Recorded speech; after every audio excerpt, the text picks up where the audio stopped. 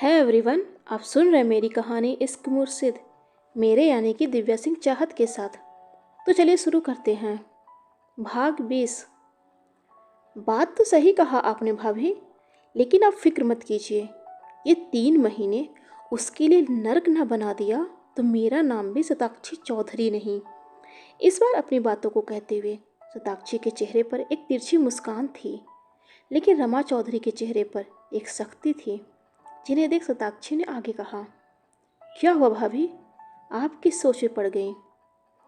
कुछ नहीं शताक्षी, बस ये सोच रही थी कि मैंने अपने बेटे की ज़िंदगी से उस लड़की को बाहर तो कर दिया, लेकिन उस राधे श्याम को घुटनों पर बैठकर अपनी इज्जत की भीख मांगते देखने का सपना अभी भी अधूरा ही है। सामने ही रखे सोफे पर बैठते हुए रमा चौधरी ने कहा था, जिनके चेहरे की शक्ति अभी भी बरकरार थी। तभी जवाब में शताक्षी ने कहा, भाभी फिक्र मत कीजिए, इस बार ना सही लेकिन आपका ये सपना जरूर पूरा होगा। लेकिन रमा चौधरी खामोश थी। तभी शताक्षी ने आगे कहा, अच्छा भाभी, मैं ये सोच रही थी कि किसी दिन मौका देखकर क्यों ना हम लोग वेदिका को अपने घर लंच या डिनर पर बुला लें। राम और वेदिका को साथ में देखकर अगर सिया के मन में अभी भी थोड़ी फीलिंग्स बच गई है तो वो भी पूरी तरह से साफ हो जाएगी।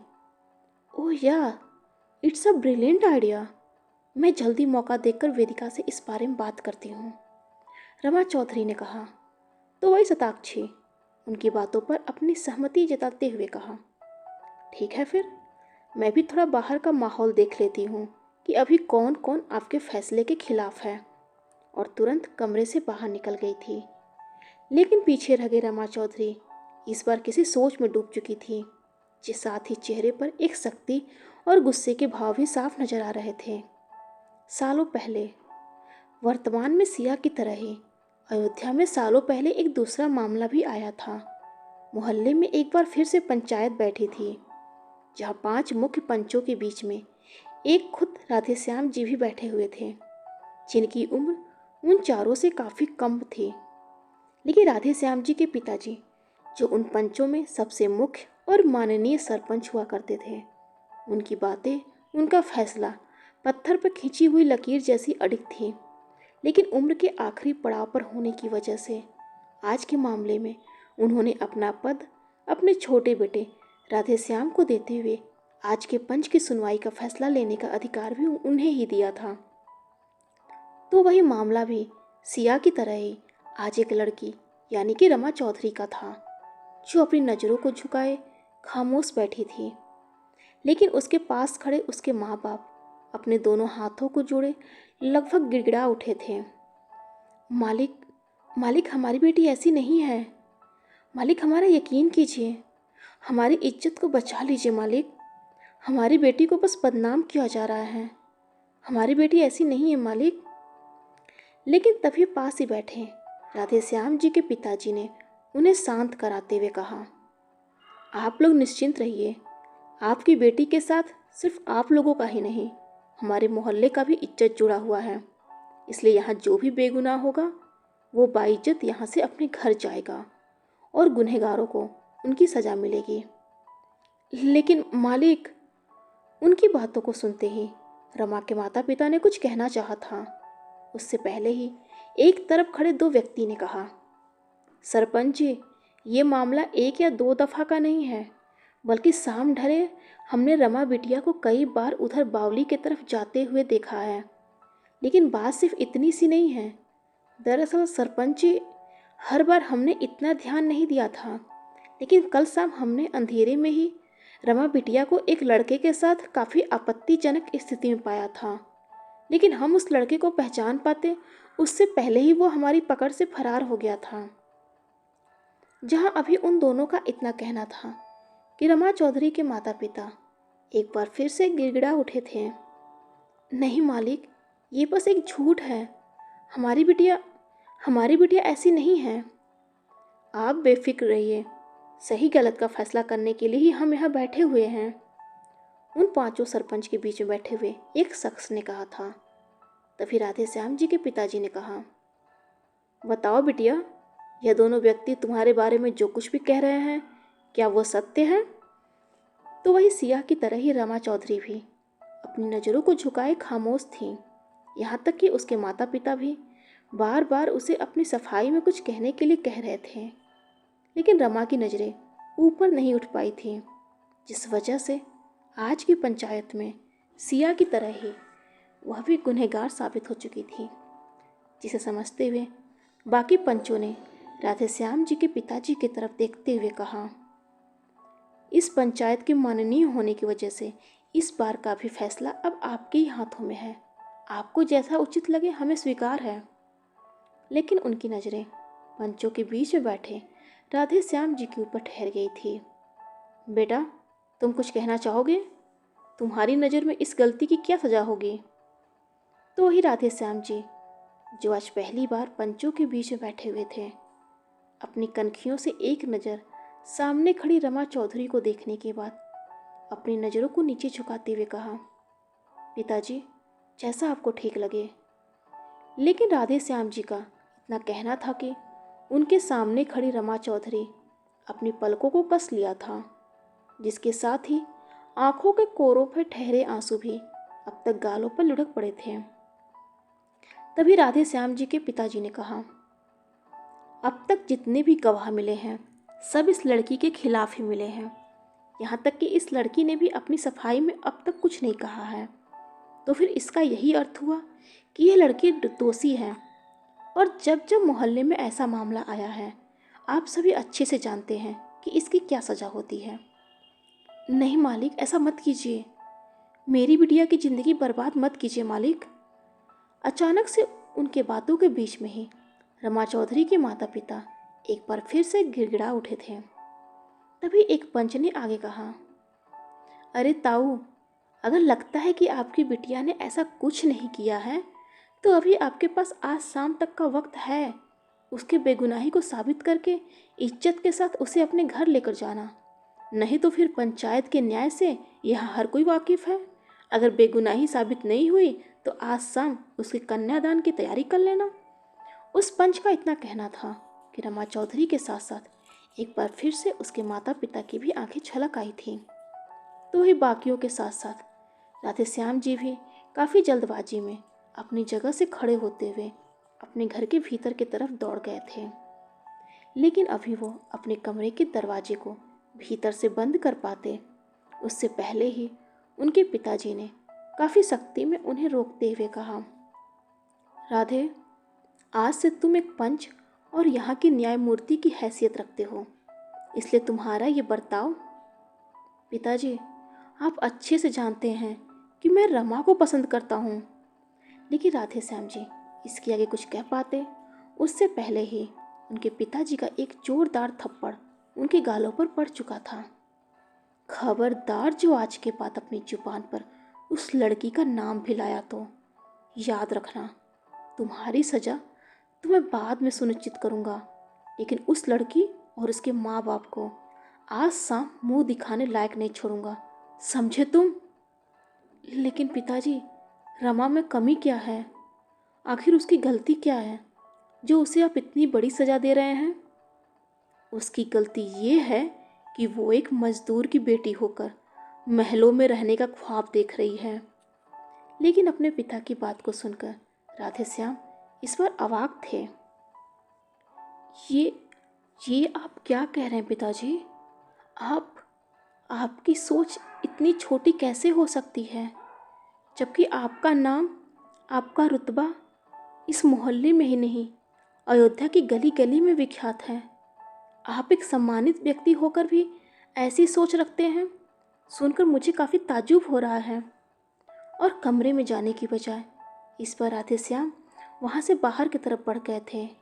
लेकिन तभी उनका रास्ता रोकते हुए उनके पिताजी ने कहा, मैं तुम्हारे ऊपर कोई पाबंदी नहीं लगा रहा हूँ, लेकिन याद रखना, पंचायत में अगर तुमने अपनी जुबान को खोला तो फिर मैं भी उस लड़की और उसके घर वालों के साथ कुछ गलत करने पर मजबूर हो जाऊंगा।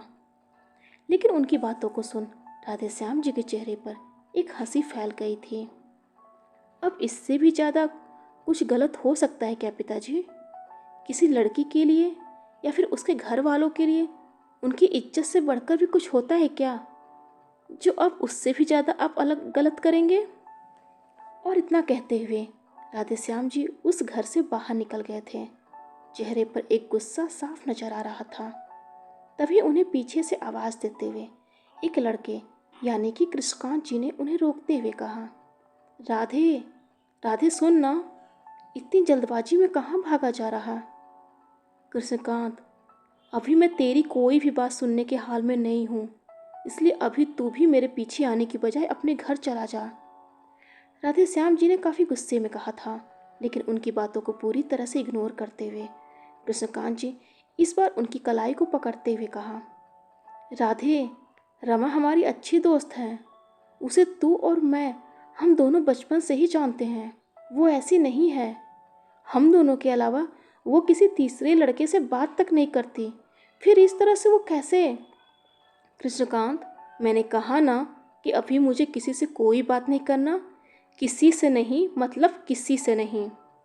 और अपनी कलाई से कृष्णकांत की पकड़ को झटकते हुए राधेश्याम जी एक बार फिर से वहाँ से आगे बढ़ गए थे। लेकिन उनके इस हरकत को देख कृष्णकांत जी काफ़ी ज़्यादा हैरान थे। राधे, आज पंचायत में तू भी एक पंच की कुर्सी पर बैठा हुआ था, इसलिए मुझे लगा कि तू रमा की मदद कर सकता है। लेकिन कोई बात नहीं, तू ना सही, मैं उसकी मदद जरूर करूँगा। और कृष्णकांत जी इतना कहते हुए वापस से पीछे मुड़ गए थे।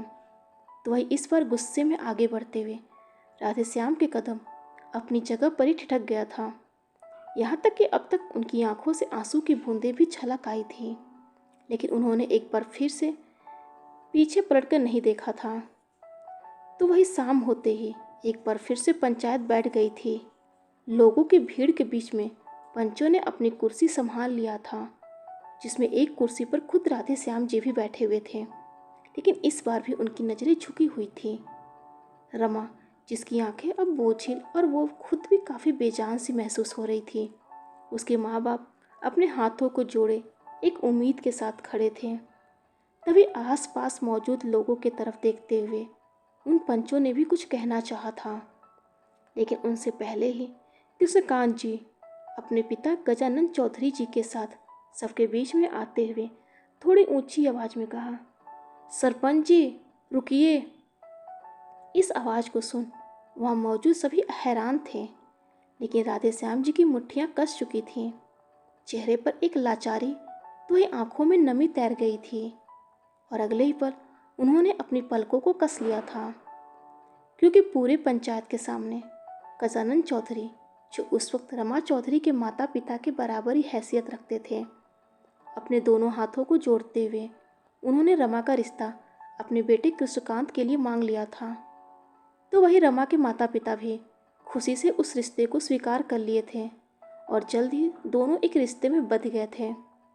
लेकिन गजानन जी भी रमा के माता पिता की तरह ही एक मजदूर थे।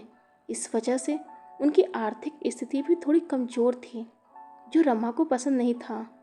तो वही कृष्णकांत जी, जो हर वक्त रमा के पसंद नापसंद का ख्याल रखते थे, रमा की वजह से उन्होंने किसी बड़े शहर में जाकर रोजगार करने के लिए सोचा, और उसके लिए उन्होंने अपने दोस्त राधेश्याम जी से मदद मांगा था। उस वक्त राधेश्याम जी खुद एक अपराध और पश्चाताप के बीच झुलस रहे थे। कृष्णकांत जी की बातों को सुनते ही तुरंत उन्होंने अपनी ज़मीन बेच दी थी, ताकि वो उस जरिए ही सही अपने अपराध को कुछ कम कर सके। लेकिन उनके इतना करने के बावजूद भी वो रमा चौधरी के दिल में पनप रहे उस नफरत को कम नहीं कर पाए थे, क्योंकि आज भी अपने अतीत के उन बातों को सोचते हुए इस वक्त अपने कमरे में बैठे रमा चौधरी का चेहरा गुस्से में काला पड़ चुका था। तो उधर दूसरे कमरे के भीतर राध्या से बात करते हुए सिया अब तक काफ़ी नॉर्मल नजर आ रही थी, लेकिन चेहरे की मुस्कुराहट अभी भी गायब थी, जिसे देखते हुए राध्या ने अपने फ़ोन की स्क्रीन पर कुछ टाइप करते हुए एक तरफ रख दिया था। सिया, जब हम लोग अयोध्या आए थे तो तुमने हमें अयोध्या का जन्नत दिखाया था, तो आज मैं तुम्हें अपने दिल्ली की हसीन शाम दिखाती हूँ। और उसकी कलाई को पकड़ते हुए कमरे से बाहर निकल आई थी। राध्या सुनो, मुझे कहीं नहीं जाना। तभी उसकी नज़र सामने खड़ी थोड़ी सख्ती में खड़े राम के ऊपर चली गई थी, जिसे देख सिया या फिर राध्या ही कुछ कहती उससे पहले ही राम ने कहा, तुम जाओ यहाँ से, मुझे इससे कुछ ज़रूरी बात करना है। इस वक्त राम की नज़रें सिया के ऊपर थीं, जिसे देख राध्या ने कुछ कहना चाहा था।